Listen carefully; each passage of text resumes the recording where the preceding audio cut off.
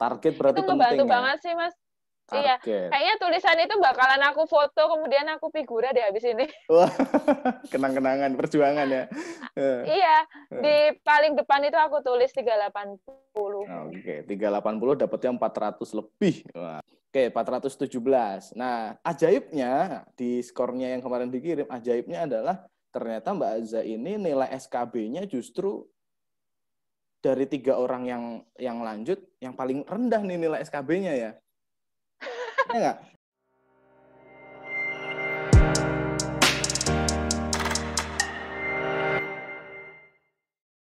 Oke, bismillahirrahmanirrahim. Assalamualaikum warahmatullahi wabarakatuh. Mbak Zaroh. Waalaikumsalam. Ya, oke. Selamat datang lagi di agenda sharing ya, Mbak Zaroh ya. Panggilannya apa nih biar lebih akrab nih? Mbak Za. Mbak Za Za. aja, Mas, Mbak singkat Za. aja. Oke, siap. Mbak Za ini buat teman-teman yang nonton video ini, Mbak Za ini adalah salah satu pejuang CPNS tahun 2019 yang alhamdulillah lolos di formasi analis kurikulum dan pembelajaran di Badan Pengembangan Sumber Daya Manusia Daerah Provinsi Jawa Tengah. Gitu Mbak Zaya? Iya, Oke. iya betul banget Mas Hafid. Oke, boleh kenalan dulu Mbak singkat tentang Mbak Zara, Mbak Zaro ya, panggilannya Zarah nih namanya. Mbak Za, Mbak Za aja Z ya. A aja. Oke, kan namanya Zaro. Bacanya Zaro apa Zara? Iya, Zaro. Zaro. Oke. Kenalan dulu Iya. boleh.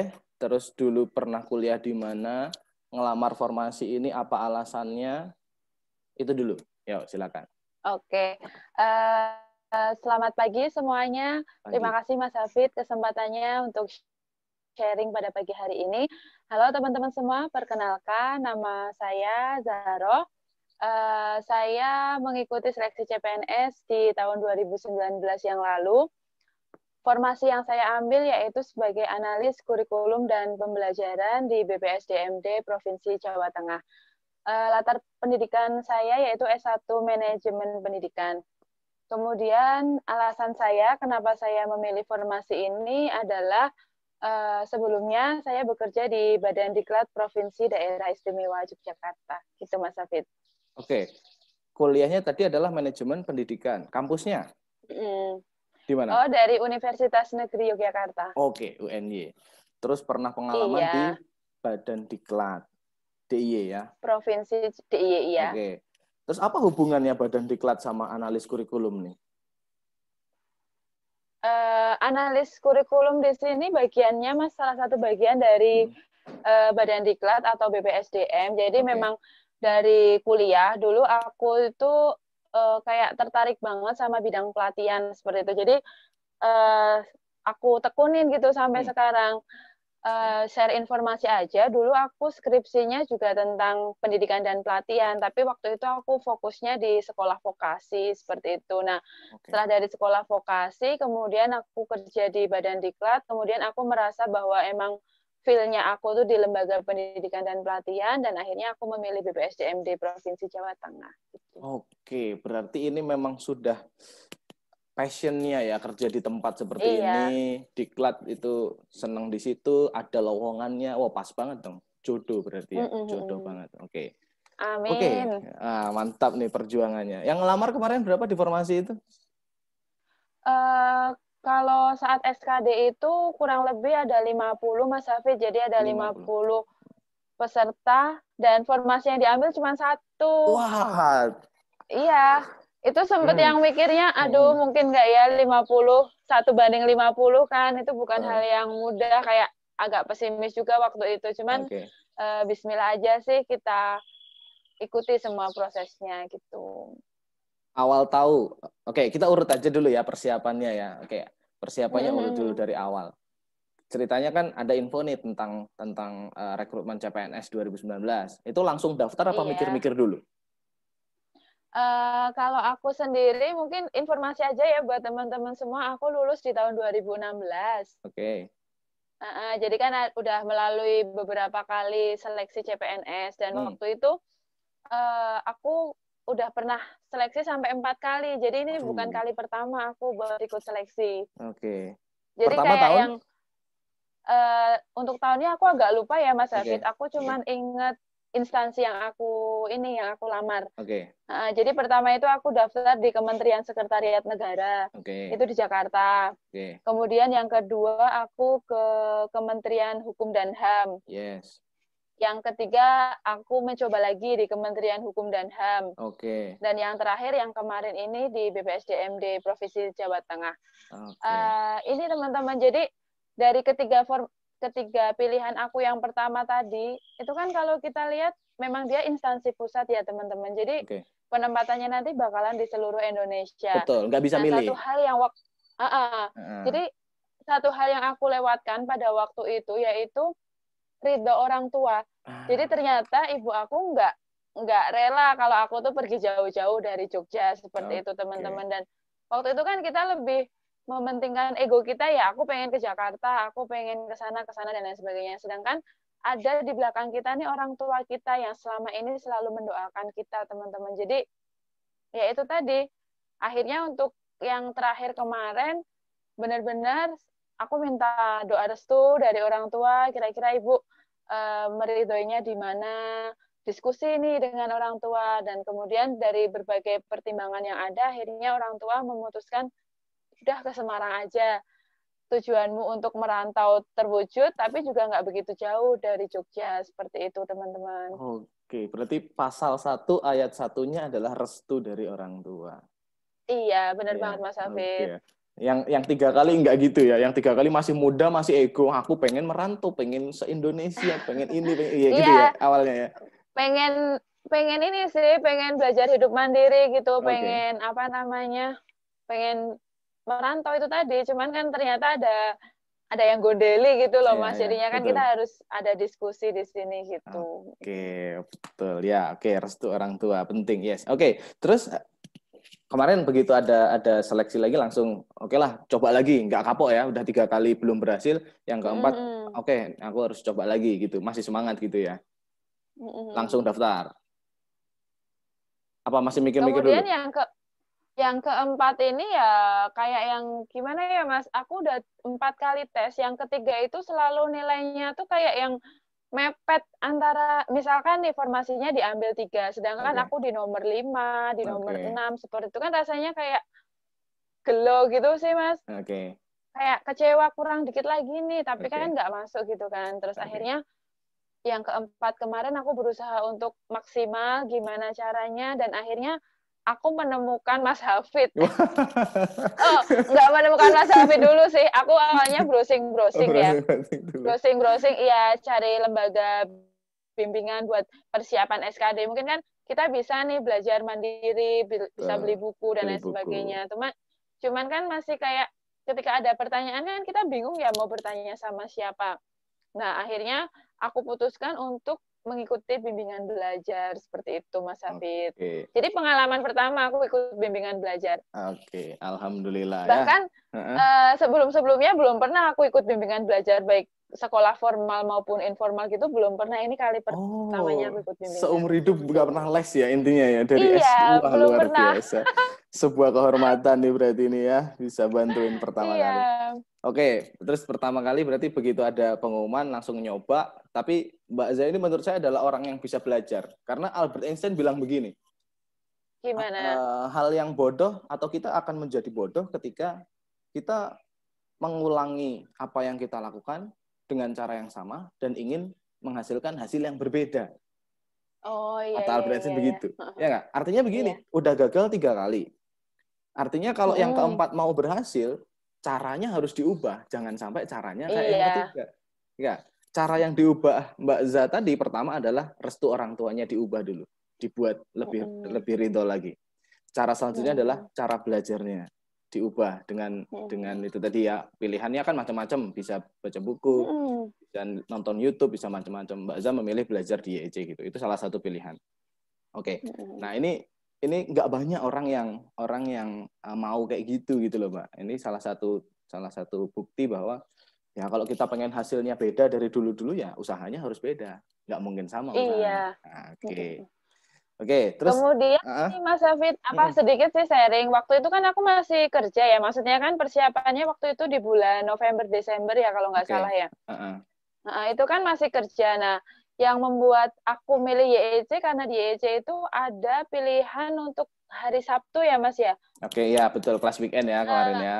Jadi itu salah satu pertimbangan aku sih kenapa aku jadi mau bimbel di sana, karena di hari Sabtu benar-benar belajarnya tuh dipadatkan jamnya. Jadi nggak hanya 2 jam aja, tapi langsung dari jam 1 sampai jam 5 sore itu kita belajar di hari Sabtu. Jadi kita nggak ganggu jam kerja kita gitu. Oke. Pas ya, berarti ada jadwal itu pas buat yang sambil kerja gitu ya, bisa cukup membantu lah ya paling enggak. Karena kalau kita belajarnya di sambil di kantor dan lain sebagainya, selain kita menyalahi aturan ya, karena baru di kantor, kalau kita belajar buat CPNS gitu kan juga sama-sama nggak baik ya. Jadi lebih baik kita meluangkan waktu di hari Sabtu, benar-benar kita fokus untuk mempersiapkannya gitu. Oke, mantap. Yes, oke. Terus habis seleksi berkas lancar lah ya, karena udah pengalaman 3 kali administrasi ya udah lancar, langsung lolos. Oke, kita skip. Lalu pas persiapan SKD nih, selain belajar bareng YEC ini, di rumah persiapannya kayak gimana nih? Di luar les.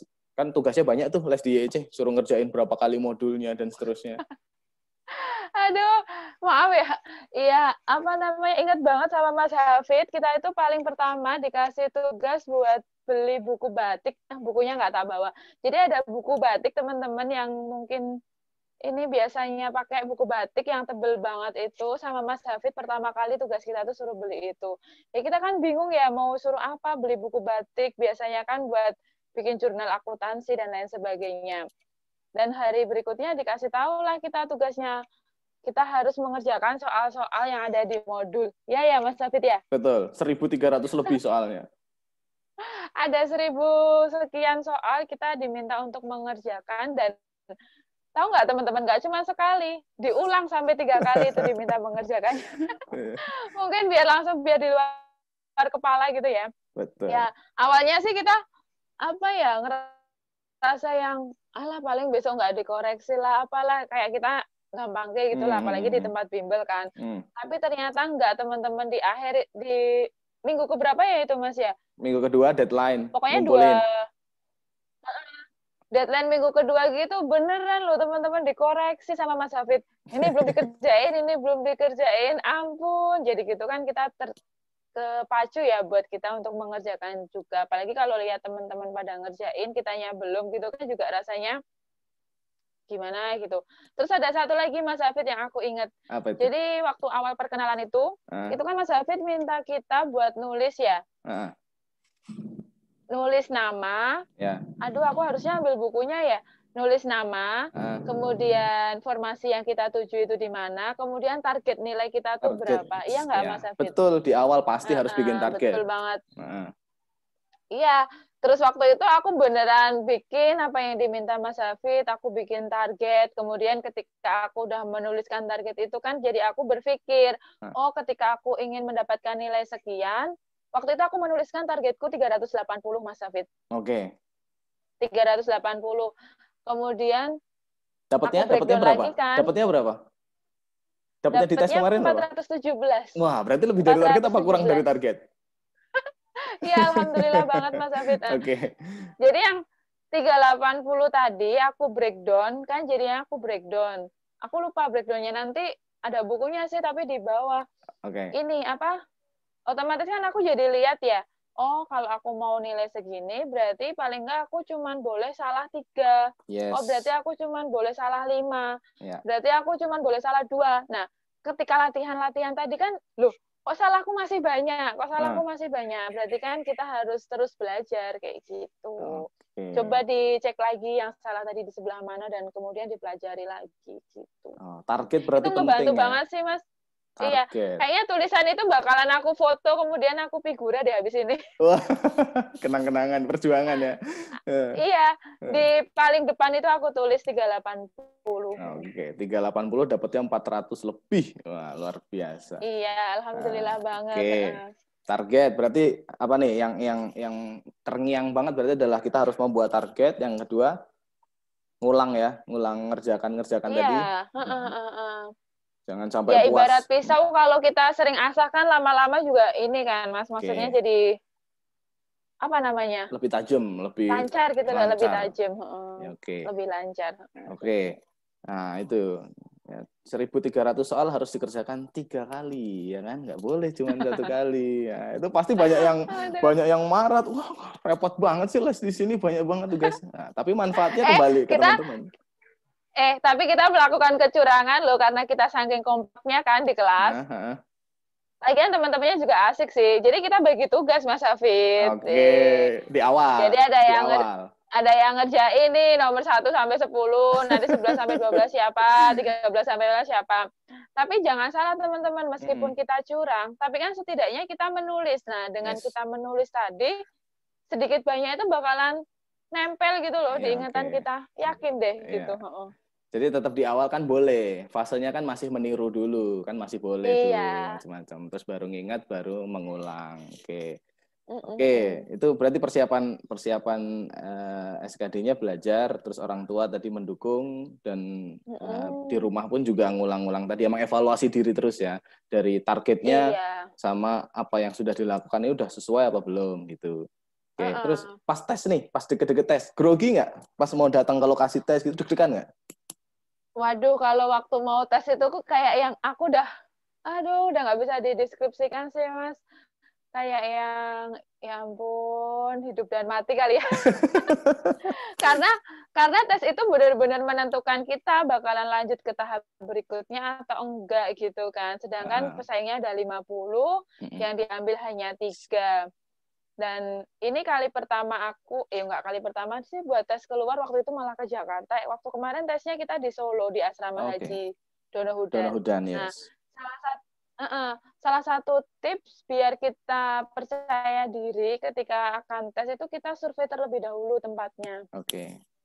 Jadi kita paham situasinya dulu. Oh, nanti aku masuk sebelah sini. Oh, nanti ada masjid di sini dan lain sebagainya. Nah, itu setidaknya bisa memberikan rasa yakin dalam diri kita bahwa kita mengenali lingkungan sekitar. Dan satu lagi ya itu tadi, karena kita persiapannya udah mantep, udah mateng, jadinya kita bismillah aja. Kita udah latihan, kita udah berdoa, kita udah minta restu dari orang tua, dan ya udah bismillah.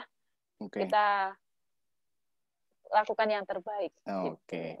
Berarti sebelum hari H udah ngecek lokasi, hari H datang, diantar orang tua nggak pas hari H? Enggak. Oh, Jadi berangkat sendiri? aku sih mikirnya berangkat sendiri. Waktu aku survei 1 minggu sebelumnya itu Mas waktu itu. Kemudian waktu hari H, kan itu tesnya di Solo. Tahu nggak? Aku naik kereta loh dari Jogja. Wow. Pakai baju hitam putih? Iya, pakai baju hitam putih, cuman pakai jaket kan, jadi nggak kelihatan banget. Ya memang naik kereta. Pagi-pagi kan teman-teman udah pada nginep ya di sana ya. Cuman aku mikirnya daripada aku nggak bisa minta langsung doa dari orang tuanya nggak bisa langsung, mending aku berangkatnya langsung di pagi itu aja gitu. Alhamdulillah dilancarkan juga gitu. Alhamdulillah, wah luar biasa. Oke. Terus sampai di lokasi pas kan suruh nunggu nih beberapa menit ya, suruh absen gitu terus nunggu. Ngelihat pesaingnya atau teman-teman yang lain di sana pada belajar gitu nggak? Kalau aku itu sampai yang aku lakuin adalah yang pertama sarapan. Oke, sarapan. Oke. Karena aku belum sarapan di rumah, karena aku belum sarapan, jadi aku sempetin buat mampir sarapan dulu, tepatnya di depan gedung tempat tes itu. Kemudian karena waktunya masih, aku masuk, kemudian aku mampir ke masjid, aku usahakan buat sholat duha terlebih dahulu. Nah, di situ aku malah terenyuh, Mas Hafid. Di sana tuh banyak banget orang tua tuh yang ikut. Jadi itu rasanya ya ampun, sebegitu besarnya pengorbanan orang tua buat anak-anaknya. Dukungannya kayak gitu. Ya. Dukungannya benar-benar waktu itu kan belum pandemi ya, waktu SKD itu. Jadi masih di masjid itu penuh banget, banyak orang tua yang nunggu anak-anaknya baru tes kayak gitu. Ya udah aku sholat duha, kemudian aku sisihkan sedikit untuk sedekah. Itu juga pesan dari Mas Hafid, aku ingat banget. Kita tuh nggak bisa, intinya tuh ada something gitu loh yang bisa membantu kita yang nggak terwujud gitu. Nggak kelihatan lah ya sosoknya. Ya. Nggak kelihatan lah maksudnya. Ya. Apa Mas Abi dulu nyebutnya ya? Aku nggak bisa ngulangnya ya. Wah, itu tangan yang tak terlihat, invisible hand. Iya, iya makanya ya, itu. Keajaiban Tuhan lah ya, nggak ada lagi kan yang maha memberi, ya kan, yang maha kaya yang ngasih kita. Iya, dan kembali lagi kita ini sih apa namanya, clearkan tujuan kita itu apa. Bukan lagi untuk diri kita sendiri, tapi untuk orang tua, untuk bisa menjadi pribadi yang lebih baik, bisa menjadi pribadi yang bermanfaat buat orang banyak seperti itu. Jadi udah nggak muluk-muluk lagi. Aku pengen jadi PNS karena aku pengen beli A, B, C, D, itu udah kayaknya harus benerin niatnya. Disingkirkan gitu ya. Niatnya dibersihkan lagi kayak gitu. Terus tadi pas habis sholat duha, nunggu jadwal tesnya, ngelihat pada belajar gitu nggak di sana? Buka-buka buku, buka-buka ini, enggak? Kayak karena waktu itu kayaknya ya ada sih Mas, mungkin beberapa ya. Cuman aku nggak begitu fokus ke mereka sih. Maksudnya aku lebih ke diriku sendiri dan aku sendiri bawa kayak apa ya? Kepean tuh bahasa Indonesianya apa? Iya, kepean. Nah, catatan kecil. Iya, catatan kecil aja. Terus kan dari Mas Hafid kan itu banyak ya modul yang di-share itu kan. Jadi kita tinggal buka WA, buka HP aja itu udah bisa sambil kita ulang lagi materi-materinya sedikit-sedikit. Oke, untuk ngisi waktu aja ya di situ ya, untuk ngisi waktu. Oke. Pas tes. Terus habis itu ketika tes aman ya? Deg-degan gitu nggak? Pas tes, pas udah di depan komputer nih. Waduh ya, kalau deg-degan pasti ya Mas ya, rasanya tuh aduh, satu ruangan sebesar itu semuanya mau tes, kemudian ya udah bismillah, sempat agak error itu waktu mau ngeklik, aduh ini kenapa, nah, bismillah, jangan lupa berdoa terus, pokoknya berdoa terus, kembalikan niat kita bahwa tujuan kita itu untuk membahagiakan orang tua dan lain sebagainya, itu benar-benar buat penguat ke kita, dan akhirnya ketemu soal itu, oh ya bisa, dan ya alhamdulillah. Terus ada ini sih tipsnya, memang dulu sebelum aku les aku nggak tahu, maksudnya kita belajar kan kayak nggak ada yang mengarahkan ya Mas ya. Tapi setelah dari YEJ kan jadi tahu, oh ternyata kita kerjakan dari TKP dulu. Kemudian nanti setelah TKP beres baru kita nanti ke TWK dan TIU seperti itu. Nah itu aku terapin Mas waktu tes kayak gitu. Oh, pantesan nilai TKP-nya 157. Iya, pantesan siapa dulu teachernya. Iya. Oh, gitu ya. 157. Buat teman-teman nih ya, kan beberapa waktu yang lalu atau malah formasi yang sebelumnya ya Mas ya. Itu kan pada dilema banget terkait TKP. Karena TKP itu gimana ya, ilmu nggak pasti ya. Maksudnya nggak bisa kita hafalin karena itu benar-benar buat menilai kepribadian kita kayak gitu. Nah, teman-teman jangan salah, ini depan kita ini ada masternya TKP. Jadi buat yang masih ragu dengan kemampuan TKP-nya bisa langsung belajar sama Mas Hafid gitu ya. Ya, oke. Siap. Oke, berarti pertama ngerjain TKP dulu waktu itu ya. Dari nomor 66 sampai 100 selesaiin gitu. Iya, habis TKP banget. Kerjain apa? TWK, langsung ke depan aja, ke TWK sama ke TIU. Oke, nah ini skornya TKP yang dikerjakan duluan 157. Wah, luar biasa. Dari 175. Terus TWK-nya 115. TIU-nya 145. Total skornya 417. Saingannya ranking 2 itu totalnya 365. Oh, jauh banget ini, udah 50 lebih ini selisihnya ini. Wow. Oke. Ini IP-nya juga tinggi sih, 3,7 ya. Berarti emang dasarnya pinter nih Mbak Zani ya. Oh, enggak Mas, nyatanya 3 kali kemarin juga ini nggak nyampe-nyampe. Belum waktunya. Oh iya, belum waktunya. Kan rezeki kan tidak pernah salah alamat, tidak akan pernah terlambat. Nah, amin.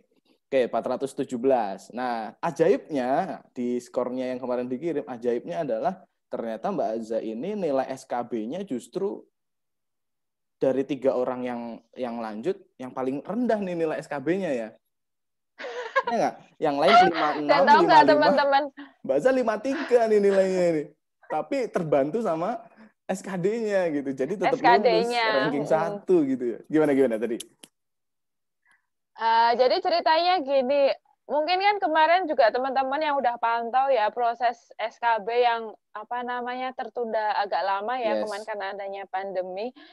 Itu kan juga akhirnya ada suatu kebijakan bahwa kita boleh tes di kanwilnya masing-masing.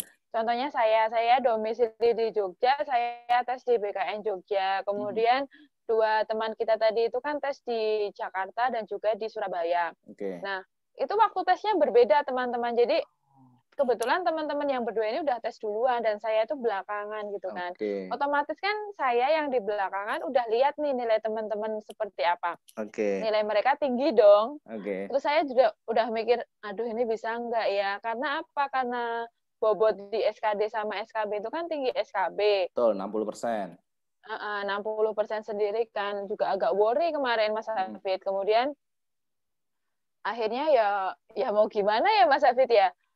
Ya udahlah bismillah tetap mantep, tapi lebih worry di SKB-nya sih daripada waktu SKD itu ya karena ini tadi kurang yakin gitu loh sama persiapan SKB-nya. Padahal saingannya cuma 2. Kalau SKD saingannya 49. Malah lebih deg-degan SKB ya. Lebih deg-degan di SKB-nya. Karena ada satu hal lagi Mas Hafi. Jadi untuk formasiku ini nggak hanya manajemen pendidikan yang bisa daftar. Ya, betul. Jadi ada administrasi negara, ada hukum, administrasi publik, dan lain sebagainya. Nah, otomatis kan berarti soal yang akan ditampilkan nanti tidak hanya semata-mata tentang manajemen pendidikan dong. Betul. Dan saya dulu di Badan Diklat Provinsi, saya kira bakalan tentang diklat yang mungkin saya bisa mengerjakan dengan mudah. Ternyata bukan juga. Aduh. Jadi benar-benar SKB kemarin soalnya benar-benar beda sama yang udah kita jalani di pekerjaan dan lain sebagainya seperti itu. Karena harus mencakup banyak jurusan tadi gitu. Oke, ya ini tapi unik juga nih ya. Jadi pas SKB belakangan tapi nilainya dikasih paling belakangan juga gitu. Oke, tapi sangat terbantu sama SKD-nya ya. Karena SKD-nya selisihnya jauh banget. Jauh banget SKD-nya. 300 saingannya 365, 363, Mbak Za 417. Jadi masih hasil integrasinya pun masih jauh. 65, sekian, pesaingnya 62, sekian. Wow. Oke, ya jadi gitu, Mas. Oke. Kalau sedikit gambaran tentang SKB-nya sedikit gambaran. Kira-kira karena ini formasinya tidak hanya satu program studi ya, satu latar belakang studi, tadi macam-macam bisa administrasi publik, hukum dan seterusnya. Itu tentang apa sih yang ditanya? Kalau kemarin itu karena banyak program studi tadi, jadi kita kebanyakan malah ke arah kebijakan Mas jadi soalnya itu. Oke. Kebijakan tentang makronya, ASN itu apa dan seterusnya atau ke programnya? Bukan. Lebih ke kebijakan publik. Jadi sesuatu hal yang baru dan informasi aja ya buat teman-teman ketika aku ngerjain tes SKB itu udah teman-teman udah saingannya udah pada tes, akunya belum tes kan, masih worry kayak gitu kan, gimana nanti. Kemudian baru klik soal nomor 1, aku udah nggak tahu itu jawabannya apa. Bisa dibayangin nggak rasanya tuh kayak yang, ya Allah udah sampai sini, ini bakalan kayak gimana, bener-bener yang blank. Dan di situ kembali lagi ke niat kita di awal tadi. Ya Allah, aku mohon ridho darimu, tujuanku cuma satu, ingin membahagiakan kedua orang tuaku. Ya mudahkanlah gitu. Jadi ya udah pasrah maksudnya SKB gue ada yang benar-benar di tingkat pasrah. Karena mau gimana, kita belum ada modulnya. Kita belum pernah persiapan itu. Kita mau belajar juga terlalu luas yang akan dipelajari itu apa. Benar-benar yang gambarannya itu tuh nggak ada gitu loh, Mas. Ya udah gitu. Oke, Mbak Za. Ya, lanjut. Boleh. Enggak, waktu mau klik akhiri itu sampai nggak berani aku ngeklik, Mas. Jadi udahlah biar berakhir sendiri sampai kayak gitu.